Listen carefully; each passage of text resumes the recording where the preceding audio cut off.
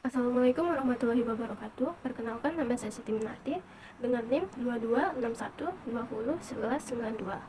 Di sini saya ingin menjelaskan mengenai analisis cost volume profit atau CVP dengan topik pembahasan analisis CVP, manfaat CVP, analisis margin pengumpan, perubahan volume, analisis sensitivitas, perubahan variabel dalam CVP, strategi bisnis, tantangan dan kritik. Pengertian analisis cost volume profit adalah analisis yang digunakan untuk menentukan bagaimana perubahan dalam biaya dan volume dapat mempengaruhi pendapatan operasional atau operating income, perusahaan, dan pendapatan bersih atau net income. Seperti kita ketahui, jumlah produk yang dihasilkan perusahaan di dalam suatu periode tertentu akan memiliki hubungan langsung dengan besarnya biaya yang dikeluarkan perusahaan. Ketika biaya itu dipertemukan dengan nilai penjualan produk yang dihasilkan oleh perusahaan, laba perusahaan yang diperoleh pada suatu periode akan terpengaruh menjadi lebih besar atau lebih kecil. Untuk melihat hubungan antara ketiga variabel itu, yaitu biaya, volume, dan laba, diperlukan analisis cost volume profit. Dalam mengambil keputusan, manajemen juga melihat 5 elemen penting terkait analisis cost volume profit, yaitu yang pertama, harga produk. Harga produk yaitu harga yang ditetapkan di dalam suatu periode tertentu secara konstan. Yang kedua, volume atau tingkat aktivitas, yaitu besarnya produk yang dihasilkan dan direncanakan akan dijual di dalam suatu periode tertentu. Yang ketiga, biaya variabel per unit, yaitu besarnya biaya produk yang dibebankan secara langsung pada setiap unit barang yang diproduksi.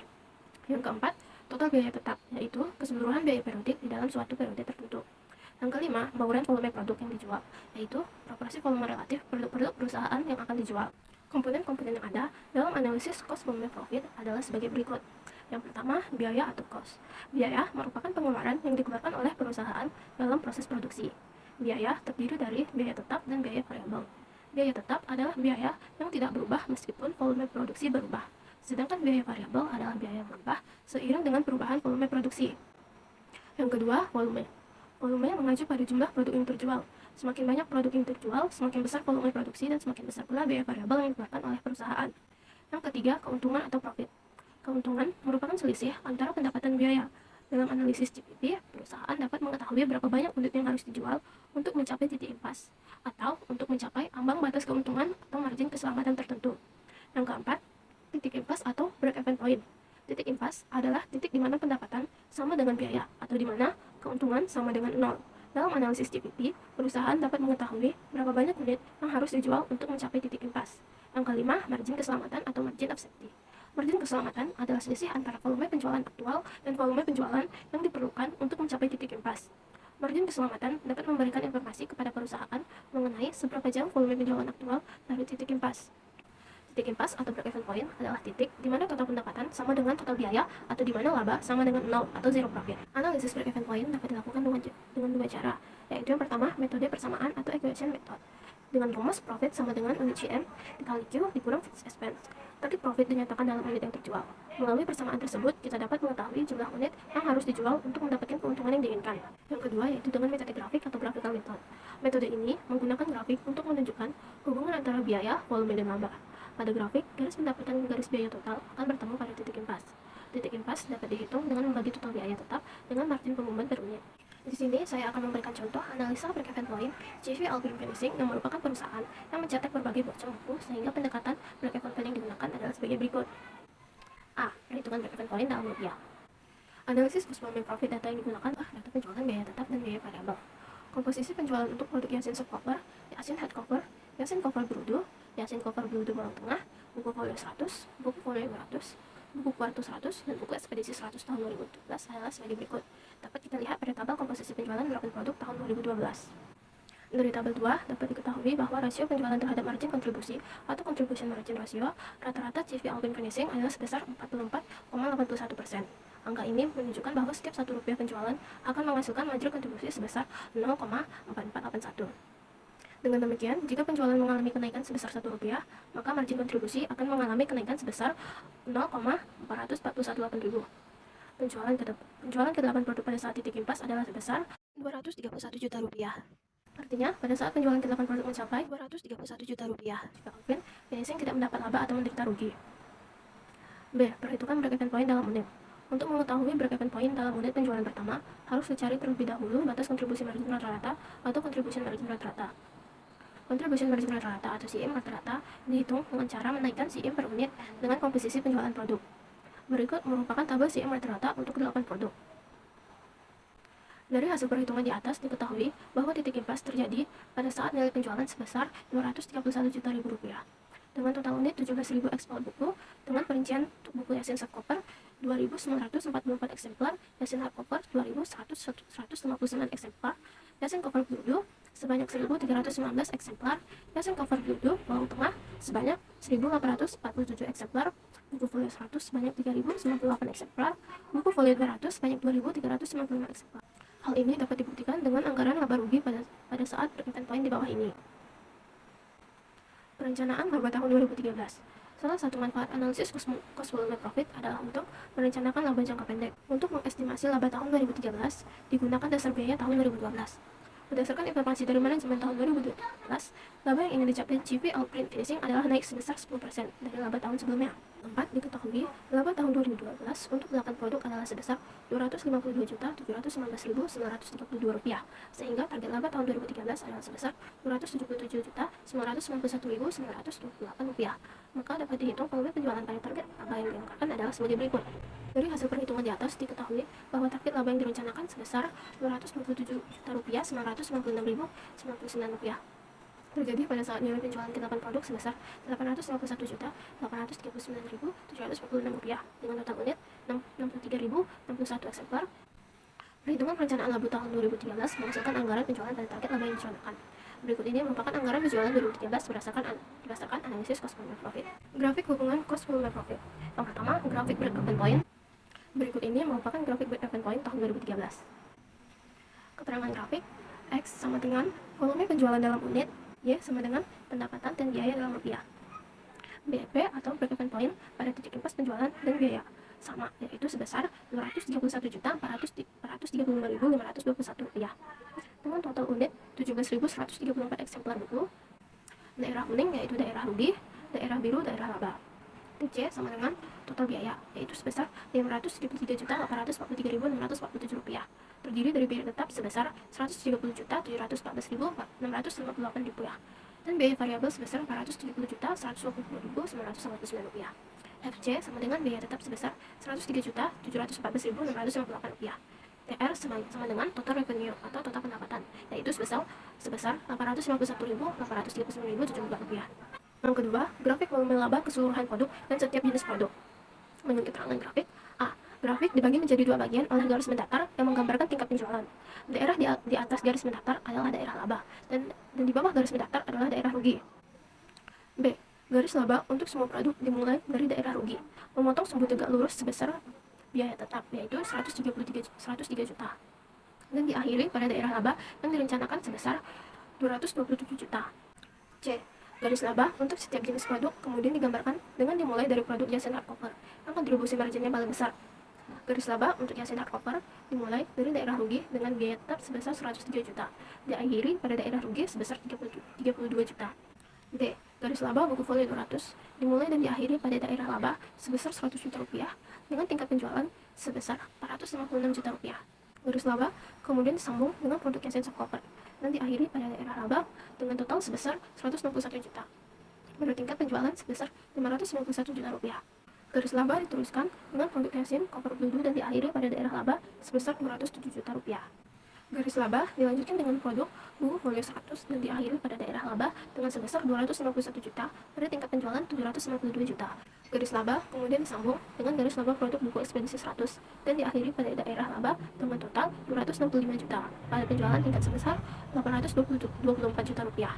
Garis laba kemudian dilanjutkan dengan buku kuartal 100 dan diakhiri pada daerah laba sebesar 277 juta pada tingkat penjualan sebesar 891 juta rupiah, yaitu penjualan ke-8 jenis produk. Selanjutnya, rumus cost volume profit. Rumus cost volume profit atau CVP adalah suatu rumus matematis yang digunakan untuk menghitung laba atau keuntungan yang diperoleh oleh perusahaan berdasarkan biaya, volume, dan harga jual produk. Berikut adalah rumus CVP. Yang pertama ada rumus break-even point atau BEP. BEP adalah titik di mana pendapatan sama dengan biaya atau di mana keuntungan sama dengan 0. Rumus break-even point adalah sebagai berikut. Break-even point sama dengan biaya tetap dibagi dengan harga jual per unit dikurang biaya variabel per unit. Yang kedua ada rumus margin keselamatan atau margin of safety. Margin keselamatan adalah selisih antara volume penjualan aktual dan volume penjualan yang diperlukan untuk mencapai titik impas. Rumus margin keselamatan adalah sebagai berikut. Margin keselamatan sama dengan volume penjualan aktual kurang dengan break-even point. Yang ketiga, ada rumus laba atau profit. Laba atau keuntungan diperoleh dari selisih antara pendapatan dan biaya. Rumus laba adalah sebagai berikut. Laba sama dengan harga jual per unit dikali volume penjualan dikurang dengan biaya tetap dan ditambah oleh biaya variabel per unit dikali volume penjualan. Dengan memahami rumus CPP, perusahaan dapat menentukan strategi yang tepat dalam mengelola biaya dan meningkatkan keuntungan. Analisis CPP juga dapat membantu perusahaan dalam menentukan harga jual produk, menentukan volume produksi yang optimal, dan mengetahui berapa lama waktu yang diperlukan untuk mencapai titik impas atau margin keselamatan tertentu. Selanjutnya adalah manfaat CPP. Cost volume profit adalah analisis yang digunakan untuk menentukan hubungan antara biaya, volume, dan laba perusahaan. Berikut adalah beberapa manfaat CPP dalam analisis bisnis. Yang pertama yaitu menentukan titik impas atau break-even point. Dengan mengetahui break-even point, perusahaan dapat mengetahui jumlah produk yang harus dijual agar perusahaan tidak mengalami kerugian. Hal ini dapat membantu perusahaan dalam mengambil keputusan strategis, seperti menentukan harga jual atau jasa yang optimal dan menentukan volume produksi yang tepat. Yang kedua, mengetahui margin of safety. Margin of safety adalah selisih antara volume penjualan aktual dan volume penjualan yang diperlukan untuk mencapai break-even point. Dengan mengetahui margin of safety, perusahaan dapat mengetahui seberapa jauh volume penjualan aktual dari break-even point dan seberapa besar risiko kerugian yang dihadapi perusahaan. Yang ketiga, mengetahui pengaruh perubahan asumsi. Analisis CPP juga dapat digunakan untuk mengetahui pengaruh perubahan asumsi, seperti perubahan harga jual, biaya variabel, dan biaya tetap terhadap laba perusahaan. Dengan mengetahui pengaruh perubahan asumsi, perusahaan dapat mengambil tindakan yang tepat untuk mengoptimalkan keuntungan dan mengelola biaya produksi. Yang keempat, mengetahui tingkat keuntungan. Dengan mengetahui break-even point, perusahaan dapat mengetahui tingkat keuntungan yang dihasilkan dari setiap produk atau jasa yang dijual. Hal ini dapat membantu perusahaan dalam menentukan strategi yang tepat dalam mengelola biaya dan meningkatkan keuntungan. Yang kelima, mengetahui produk atau jasa yang memberikan kontribusi terbesar terhadap laba perusahaan. Dengan menggunakan analisis CPP, perusahaan dapat mengetahui produk atau jasa yang memberikan kontribusi terbesar terhadap laba perusahaan. Hal ini dapat membantu perusahaan dalam menentukan strategi yang tepat dalam mengelola biaya dan meningkatkan keuntungan. Analisis margin pengumban. Margin pengumban atau margin kontribusi adalah selisih antara pendapatan dan biaya variabel. Margin pengumban dapat membantu perusahaan dalam menentukan laba yang diperoleh dari setiap produk atau jasa yang dihasilkan. Margin pengumban dapat dihitung dengan rumus berikut. Margin pengumban sama dengan pendapatan dikurang dengan biaya variabel. Biaya variabel adalah biaya yang berubah seiring dengan perubahan volume produksi. Margin pengumban menjadi penting karena memiliki beberapa penggunaan dalam bisnis. Antara lain, yang pertama, menentukan laba dari setiap produk atau jasa yang dihasilkan. Yang kedua, menentukan harga jual produk atau jasa yang optimal. Yang ketiga, menentukan volume produksi yang tepat. Yang keempat, mengetahui produk atau jasa yang memberikan kontribusi terbesar terhadap laba perusahaan. Yang kelima, membantu perusahaan dalam mengambil keputusan strategis seperti menentukan produk atau jasa yang akan dihentikan produksinya atau menentukan produk atau jasa yang akan dikembangkan lebih lanjut. Yang keenam, membantu perusahaan dalam mengoptimalkan keuntungan dan mengelola biaya produksi. Perubahan volume. Perubahan volume dalam analisis cost volume profit atau CVP memiliki dampak yang signifikan terhadap laba perusahaan. Berikut adalah beberapa dampak perubahan volume dalam analisis CVP terhadap laba. Yang pertama, perubahan volume dalam penjualan dapat mempengaruhi biaya variabel yang dikeluarkan oleh perusahaan. Semakin banyak produk yang dijual, semakin besar biaya variabel yang dikeluarkan oleh perusahaan. Yang kedua, semakin banyak produk yang dijual, semakin besar pula pendapatan yang diperoleh oleh perusahaan. Oleh karena itu, perubahan volume penjualan dapat mempengaruhi margin pengumban atau selisih antara pendapatan dan biaya variabel. Contoh kasus perubahan volume dalam analisis cost volume profit terhadap laba dapat dilihat dari beberapa sumber yang ditemukan. Berikut adalah contoh kasus perubahan volume dalam analisis GVP. Yang pertama, dalam sebuah perusahaan terdapat produk A dan produk B. Produk A memiliki margin pengumban sebesar 50.000 per unit, sedangkan produk B memiliki margin pengumban sebesar 75.000 per unit. Jika perusahaan ingin mencapai laba sebesar 1 juta, maka perusahaan harus menjual 20 unit produk A atau 13,33 unit produk B.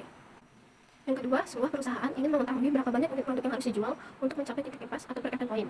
Jika biaya tetap per bulan sebesar 10 juta, harga jual per unit sebesar 50.000, dan biaya variabel per unit sebesar 30.000, maka perusahaan harus menjual sebanyak 400.000 unit untuk mencapai titik impas. Yang ketiga, sebuah perusahaan ingin mengetahui berapa banyak unit produk yang harus dijual untuk mencapai laba sebesar 500.000. Jika biaya tetap per bulan sebesar 5 juta, harga jual per unit sebesar 20.000, dan biaya variabel per unit sebesar 10.000, maka perusahaan harus menjual sebanyak 40.750 unit untuk produk mencapai laba sebesar 50.000.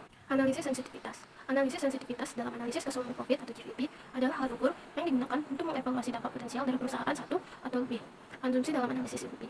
Analisis sensitivitas dapat membantu perusahaan dalam mengidentifikasi faktor-faktor yang paling mempengaruhi laba perusahaan dan mengukur seberapa sensitif laba perusahaan terhadap perubahan asumsi.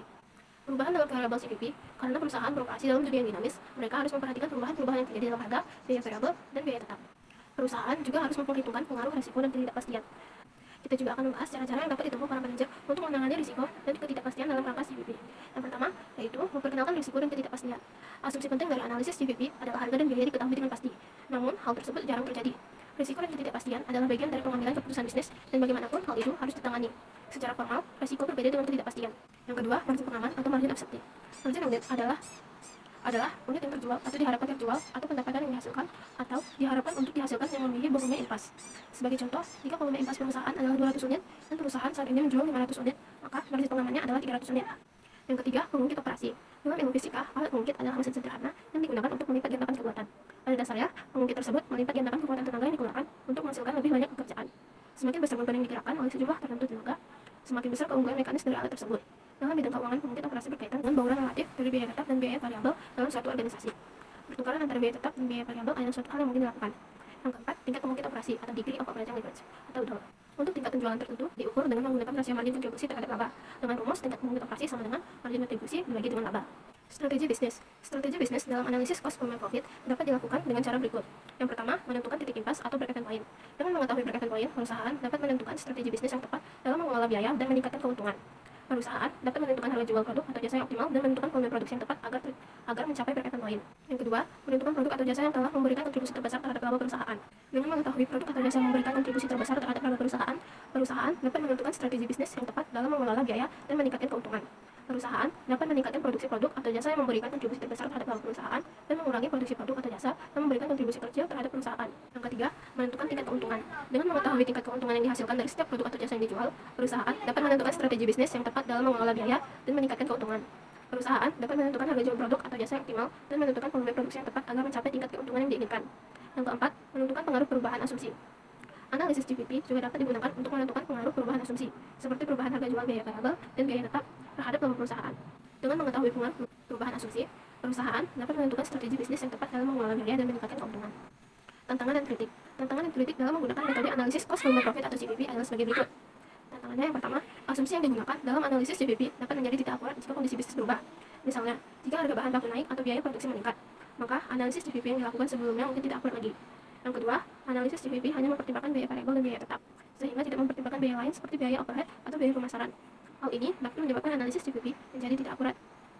Yang ketiga, analisis GPP hanya mempertimbangkan satu produk atau jasa, sehingga tidak dapat digunakan untuk perusahaan yang memiliki banyak produk atau jasa.